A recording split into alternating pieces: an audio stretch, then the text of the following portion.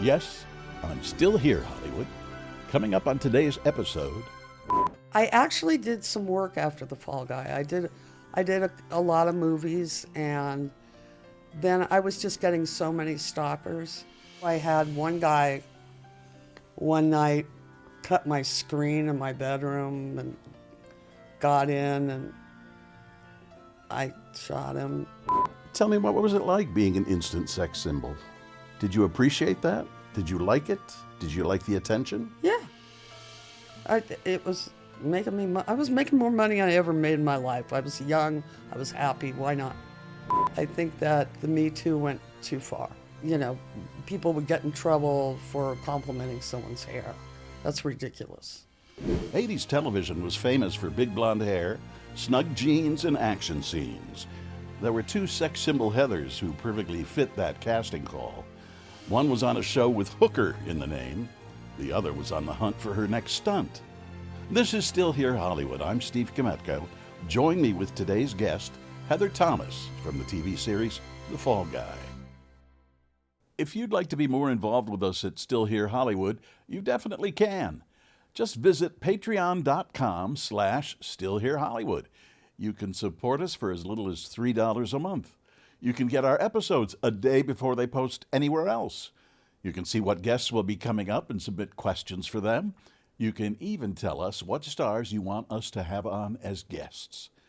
You'll see what goes on before and after the episode, plus exclusive behind-the-scenes info, pics, video, and more. Again, that's patreon.com/stillherehollywood. So let's go back to the very beginning. Let's go to the very beginning. How did you get into acting? I got into acting, well, when I was in junior high, these producers came to the school and they said, "We want your smart, loudmouth kids."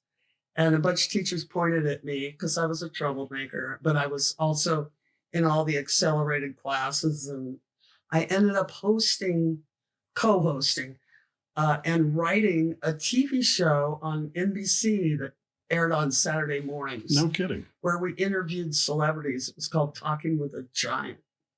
And it went on for 2 years, and they censored us a lot. Well, you know. that happens. But it was my first taste of being on camera, and I felt very comfortable on camera. And then around that time, I was starting to take drama classes, and I was in drama in, high school, and I was going to be Lena Wertmuller. I was going to enter.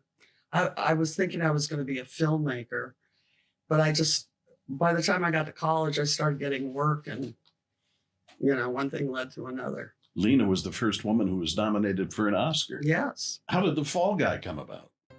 Heather Thomas co-starred with Lee Majors on the Fall Guy TV series from 1981 to 1986. Her popularity also catapulted her into a pinup girl whose posters graced the walls of teen boys' rooms all over the world. The Fall Guy came about like any acting job. I had done one series under my belt. I'd done Co-Ed Fever, and before that, I got an agent because I was in a show at UCLA, and I was starting to go out. I worked in a lot of commercials before that. It was great. Commercials paid for my film school. I wasn't a film major till I was a junior because they only had a 2-year program at UCLA in those days. And then I ended up, and I used to lie at doing all these commercials. I would say I could do anything. I remember I did a Milk Does a Body Good. Do you remember that campaign? Oh, yeah. I did one where I said I could ice skate. I could not ice skate. I could, get around, but they had to spin me. The director hated me. Or I had to do bull riding, eating Triscuits.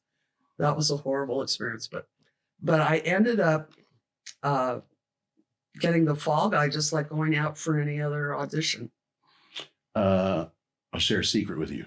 I lied too to get into the business. Do you have a degree? Yes. But they didn't find out until when they did find out, they finally said, that's okay. You have enough experience. Okay, thanks. How much do you think you went to UCLA? Yeah. How much do you think that impacted your career here in Southern California?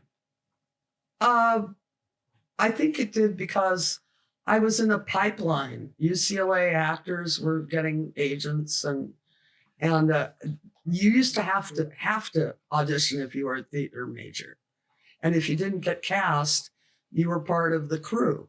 You know, you worked on every production, major production they did, and I got in one called In the Boom Boom Room by Dave Rabe, and I was a dancer, so that got me an agent. And then what I learned in film school, I applied to writing and acting because I took a lot of writing classes. I took a lot of production classes too. But in my day, I got into the assistant director's program. I had worked as an actress by that time. They treated women assistant directors horrible in those days. Horrible. If you did your job, everybody hated you. If you were ditzy, everybody kind of said, "Oh, she's awful." It was a dead end street, and it wasn't until later in the 90s that women started breaking through directing. But in the 80s, the early 80s, it was rough. So I said, you know, I was making so much money. I just went with the flow of the least resistance, basically. No fault in that. Yeah, and I love acting. It's part of storytelling. And then you left The Fall Guy, correct? Yeah. You cut your career short, ostensibly. I actually did some work after The Fall Guy. I did a lot of movies, and then I was just getting so many stalkers. And really? Yeah, really bad. Really bad. At least 2 a week. I had tons of restraining orders. I had 2 little girls, and a guy's jumping our gate with a giant buck knife. And yeah, in those days, I don't know if this is true now, but people would fixate. You could be in a soap commercial, and they would fixate on you. And there weren't a lot of stalker laws. And I just needed to be home anyway. There was 1 year where I was home 2 months, and that's not going to raise kids. No. Mine was scary. Mine was really scary. I remember someone sent me a box of bullets, you know, and people would send me like funeral wreaths they stole from a graveyard. There was a lot of psychos. I always had a bodyguard in the house, because that's where I didn't want to come home to a dark house. And I know I had one guy one night cut my screen in my bedroom and got in, and I shot him, and with rock salt and birdshot. Did he go to jail? I have no idea. I don't remember. Did the stalking stop when you left the limelight? No, not for a couple of years. Are you ever asked to speak about it anywhere? Not really. No? You know, it's not really my MO. You know, I don't want it to be, I'm the lady that was stalked. But, you know, I've maybe discussed it in 1 or 2 interviews. That's about it. And you just, because of stalkers, decided to get off the air and go home. I pulled it for a while, and every now and then I'll do like a Sundance film, or every now and then. I was in 2 movies last year. Did stalking affect your children at the time? They didn't know much about it. When we got married in Paris, there were a lot of paparazzi, and they were very pushy. And so that was kind of the first time they got a lot of awareness. I mean, they'd been on the red carpet with me, but it was the first time they were really chased through a marketplace or around. So they didn't like it. No. No. And you raise chickens. Yes, I do raise chickens. Why? Because I can. I don't know. I had a daughter. My middle daughter got Crohn's really bad. And we basically took her out of it with Chinese medicine. Western medicine wanted to put her on a machine the rest of her life and remove her intestines. It was bad. She was ulcered from her throat all the way down. And we used Chinese herbs and acupuncture because they treat it like, oh, this is all one. They treat the immune system differently. And we brought her back, and I started raising all our produce. And the chickens just kind of started going naturally with that. I think there was a salmonella outbreak when my third daughter was like 8 years old, and I decided to get some chickens, and it was easy. And now with the price of eggs. Yeah, I mean, I just got some new baby chicks, as a matter of fact. They sent me 9, thinking 3 would die because I ordered 6. So I might have some extras. It's going to be tight in some of the coops, but we'll work it out. There's always personality differences. Oh, well, even with chickens, huh? Yeah, even with chickens. Were there instances where you thought your looks, because you became like an instant sex symbol and your poster was up and stuff? Yeah, I was really typecast. Were you? Yeah. So I had some good roles. I did something with, I did Ford the Man Machine with Cliff Robertson? Robertson. And I did something with Martin Landau. I did something with Christopher Plummer. Those were 3 things I did. I worked in Sri Lanka on a German miniseries. I loved going on location. But that's when I started, looking at how much I was home raising kids. And they were my husband's kids from a previous marriage, and they were young, and they were angry. They were like 4 and 6, and I needed to be home. Did they not like the fact that you weren't their original mother or something, that they were angry? It was the usual thing. You just don't personalize anything. Because if you say something wrong about either of their parents, that's like saying something's wrong with half of them. Mm-hmm. So I think really we're very close right now, all of us. I got a little bit of the mother anger was transferred to me, but on the whole, we kind of grew to love each other. How long have you been together now as a family unit? Oh my God, over 30 years. That's a long time. Yeah. What else do you have lined up? What else I have lined up? Well, I have certain charities. Work on the Rape Foundation. That's through UCLA now, and I work on Don't Get Purged, which is a website I run where you can check to make sure you haven't been wrongfully purged before an election.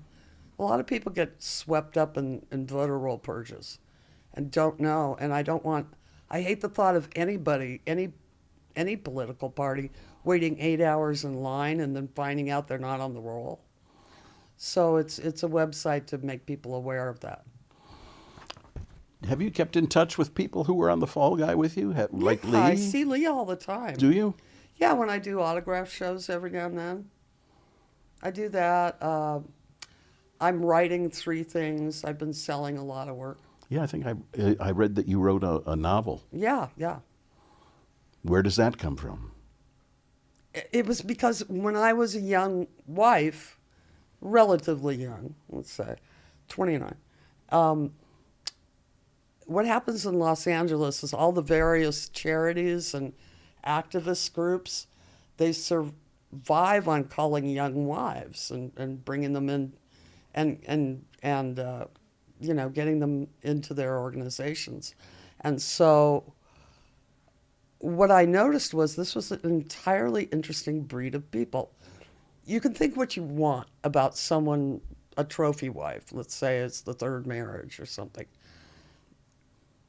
There isn't a school, university, there isn't a museum, there isn't a political candidate.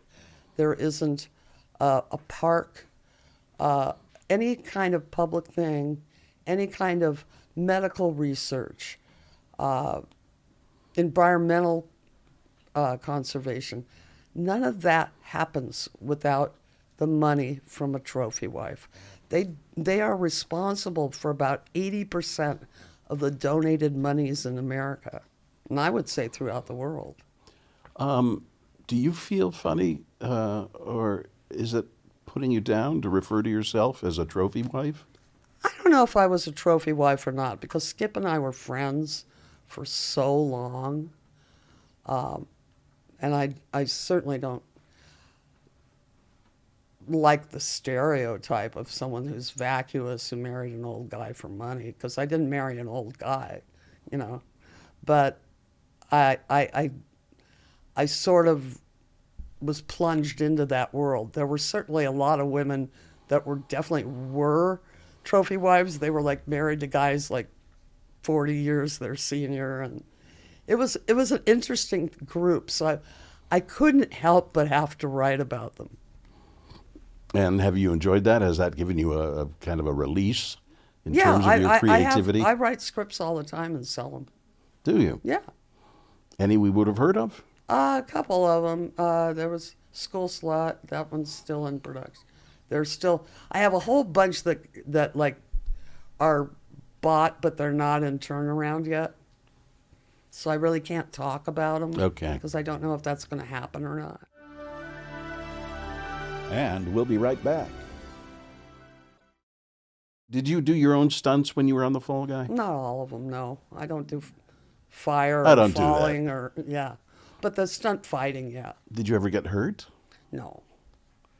Well, Lee almost broke my nose one time, but it didn't get too broken. No, it looks fine. Yeah. Substance abuse crept into your life, didn't it? Mm-hmm. How did that happen? Oh, God, it was back in the 80s. I was still a kid, and everybody was doing blow on the set. It was a closed set. And literally in those days, they said it's non-addictive. And then I said, you know what? I did it too much this year. I'm going to go to rehab. I went to, like, before rehab was glamorous. I just took myself to the local hospital and did a 30-day program. And did it work first Get time? off blow? Yeah. Mm-hmm. Absolutely. Has it been difficult sustaining that? No. Because a lot of people, I think, would have a problem with that. No. You never went back? No. Good for you. I went back a couple of times. A lot of people do. You know, I drank. And I did that too. Yeah. I drink, but I don't. I never considered myself an alcoholic. So. Tell me, what was it like being an instant sex symbol? Did you appreciate that? Did you like it? Did you like the attention? Yeah. It was making me. I was making more money than I ever made in my life. I was young. I was happy. Why not? From your lips to God's ears. Where were you born?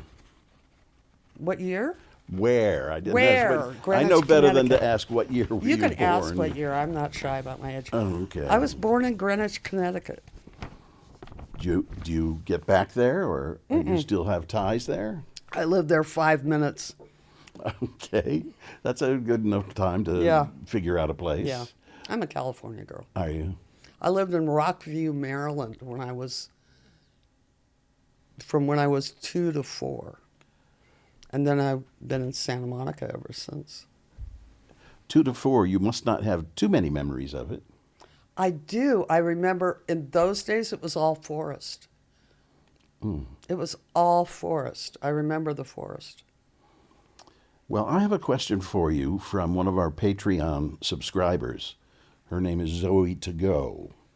So she asks, back in the 80s, it seemed that in every photo you were in a bikini.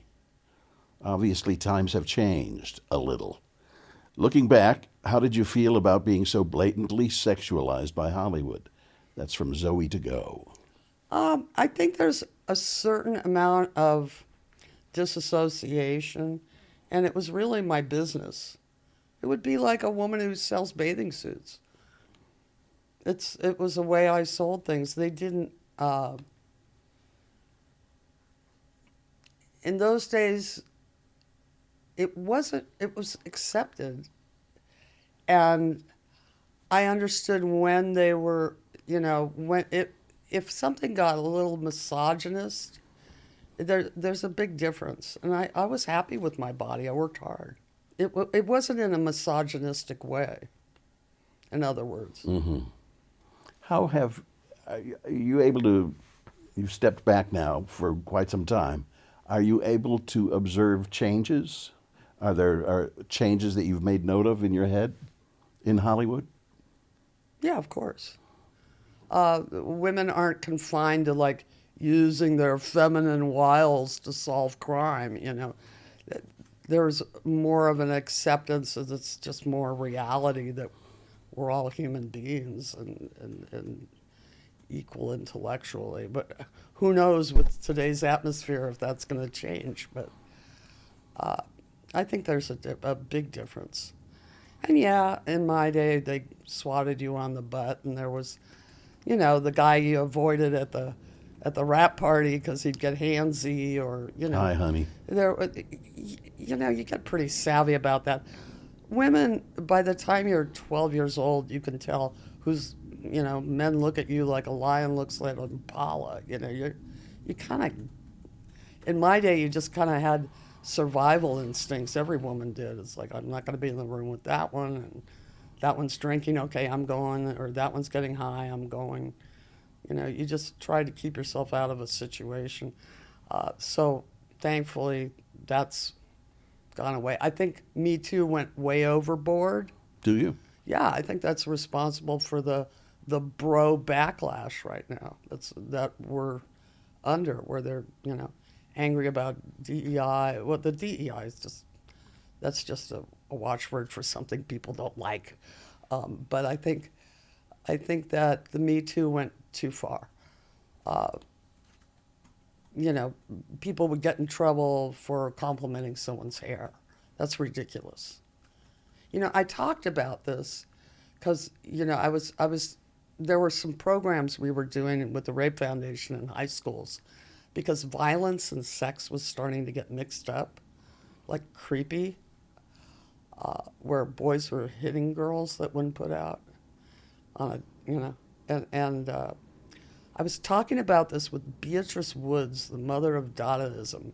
I had a friend who was her protege, and this is years and years ago. We went to visit her, and she had that, Happy Valley School or something with J.R. Krishnamurti, and she was a Dadaist and also spiritualist and everything.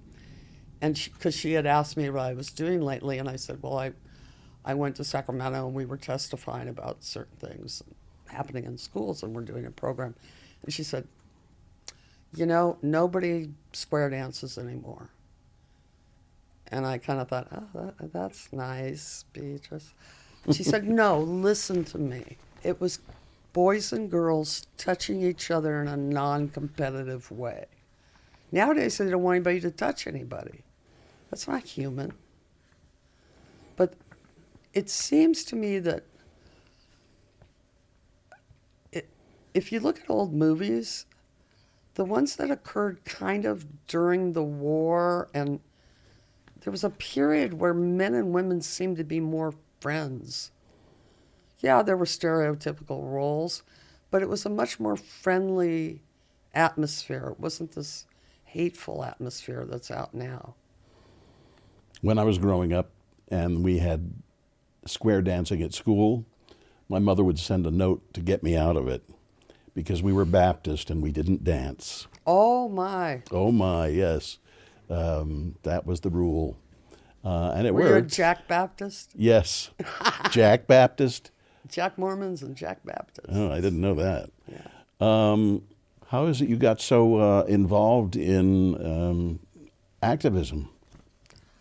I had a lot of time on my hands and a lot of money. That's good. It's true. Yeah. But also, if you're a public figure, I think you have a duty to give responsibility. back. If you have money, you have a responsibility to give back to the community. And if you don't have money, you have a responsibility to give back to the community. And I'd see something I didn't like. I started out as a feminist, and that evolved into. I remember with Bruce Valanche during AIDS, we had a charity that would get psychiatrists and therapists for people with AIDS, or I'd fight for the rainforest or something. You know, I lobbied Congress and the Senate in Washington for the NRDC. You know, trying to get toxics out of our food, or begging them not to put radioactive material into the recycling market. You wouldn't believe what they've tried to pass over the years, but I fear for that now.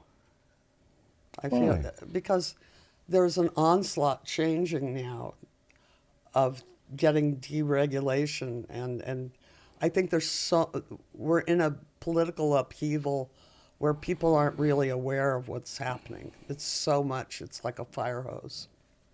So I worry for that. Ted Lange, do you know Ted? Yes, he directed me in the Fall Guy. Well, I was going to ask you about that. Yeah. How was he to work with? Wonderful. He came here and talked with us. He's lovely. Yeah, I loved he gave him. a very nice interview, very nice sit-down He's a very interview. good guy. Is he? Mm-hmm. I like him a lot. What makes him a good guy here in Hollywood? He's actually very respectful. I watched him work with a crew. He was on time, knew his stuff. He was a fantastic director. I was really happy with him. Do you ever see him or hear from him or talk to him? No, I do not. No? No. Would you be able to give advice, for example, to a Sydney Sweeney who's enjoying the kind of popularity you did at the height of your popularity? Really, I don't think she needs any advice. I think she's doing fantastic.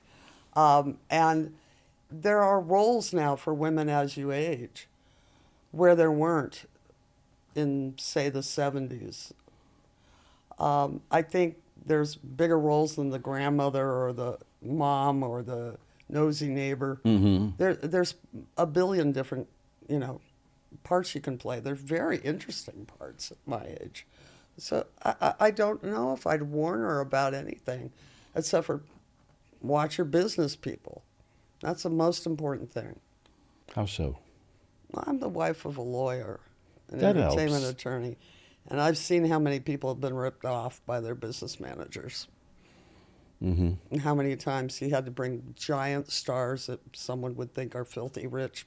He had to bring them back from bankruptcy or had to get their money back. So that's the first thing I say. Be careful with your business people. What did you think of the Fall Guy movie that came out last year? I loved it. I was in it. Oh. I'm in the post credits. The I post do a cameo. credits? Yeah. You know how Marvel always has a post credit Right. thing? Yeah, Lee and I are in the post credits. Oh, cool. Yeah. Have you gotten any feedback from the public about that? Yeah, great feedback. I went to the premiere. They treated me right. It was really fun. Mm-hmm. It was fun working again. That's good. Let me get back to that for a second, where you were just before this. Paris? You got married in Paris? Yes. How nice. How did you decide that? Because we knew that if we got married in L.A., because of who my husband was, we'd have to invite half the city and pay for dinners for people we don't even like. So we decided to go to Paris, save the money, and have an awesome honeymoon. And did you? Yes. Yes. Tell me about it. We did a week at the Ritz, and that was kind of gnarly because... In Paris? Yes. The Ritz where Diana spent her last night or something? Princess Diana? Yeah. I love that hotel. Yeah. I love it. I love going to Jar, the jewelry store, right there. And you walk into the room, and then they raise the velvet partition, and you see all the jewels in the dark. I love that place. And then we got to go to Venice. And in Venice, I remember it was October. There's nobody there. It didn't smell, and there were no tourists. It was so romantic, and it was didn't just kind smell. of foggy. Well, it can get kind of ripe in the summer. Yeah, I know. And I remember, you know that first square in front of St. Mark's? Mm-hmm. Not the one in front of the Doges, but the first square, I guess that's in front of the Doge's Palace, right? First one's the Doge's, second one's St. Mark's. Okay, in front of the Doge's, we just ate at Harry's Bar, and we walk into this square, and instead of solid cafes all the way around, none of them were open except for one, where there was a saxophone player playing My Blue Heaven. Oh. And my husband grabbed me and waltzed me around that square. That was on our honeymoon. That's romantic. That and gondolas and boat trips. It was beautiful. Yeah. I had a beautiful honeymoon. I've heard the phrase, see Venice and die, because there's nothing else to live for, they say. Food is pretty good. Yeah, the food is good. You can't but beat the food. you can't beat the food in Paris either. No, the food in Paris is a good scarf. Yeah, a good scarf. Heather, was there a time when your looks hurt your career? Well, I was very blonde and I had done a lot of body stuff, so there's an obligatory condescension that goes with being a blonde. A type, so yes, in certain ways. But you could always find a role. You have a very good attitude about this. No matter what, you're... When I want to work, I can work. Really? Yeah, I've sold everything I've ever pitched and I can work. Good for you. Yeah. Do you have your name out there in terms of auditions or things you would like to do? No. When you hear of something, do you go after it? I'm still a member of the guild. Yeah. And if there was something I really wanted, I would go for it. Right now, I'm just concentrated on my grandkids, my family. How many grandkids do you have? 4. That's a lot. Yeah. And your family? And my family. And I've got 3 daughters, so there's a bunch of little families, except for one. One's very young. And I'm concentrated on politics and some activism right now. I think that's where I can contribute the best. Did any of the children go into acting? No. Did you warn them against it? No. Did you encourage them to go into it? No. My oldest daughter was in all the plays and all through school, but she became a lawyer, where an acting background is very helpful. Mm-hmm. Well, when having your husband is very helpful too. Yeah. If you're going to be a lawyer. Well, yeah, she was a litigator though. He's a living legend of a deal maker. I'm trying to remember what he did or who he represented. Brittenham? Yeah, Skip. Did he represent Michael Jackson for a while? Ziffern Brittenham Branca did. John Branca was the lawyer for Michael Jackson. Skip represented him in some things. Okay, because the name is very familiar. He's in the Richard Pryor documentary. He's represented Henry Winkler and Harrison Ford forever. He's represented everything from Comcast to Warner Brothers to Jeff Katzenberg, David Geffen, everybody. Busy guy. His firm Top has notch. Beyonce. Yeah, we could go on and on and on. Okay. Kevin Feige is his client. Who? Kevin Feige, Oh. Marvel. Millions of producers, all the independent television. Are you happy? I'm so happy. He's a good guy. I'm madly in love with him. Married him a long time ago. We've been married 30 years. That's a long time. Yeah, I married my best friend. That's the way to do it. Yep, Thank you, Heather. I appreciate you. it. Thanks for coming in. that was fun. Still Here Hollywood is a production of the Still Here Network. All things technical run by Justin Zangerle. Theme music by Brian Sanashin. And executive producer is Jim Lichtenstein.